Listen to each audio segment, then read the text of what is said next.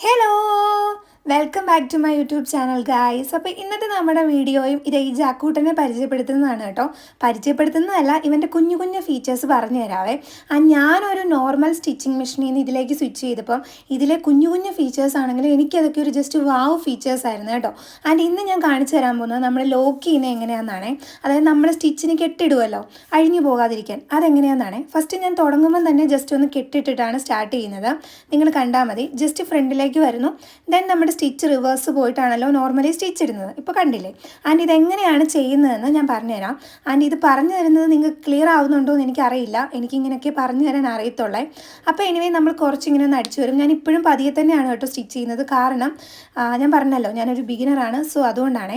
And last വന്നിട്ട് നമ്മൾ stitch ഇടുമ്പം പുറകോട്ടൊന്ന് പോകുന്നു ആൻഡ് ഫ്രണ്ടിലോട്ട് വരുന്നു. ഇങ്ങനെയാണ് സ്റ്റിച്ച് ആകുന്നത്.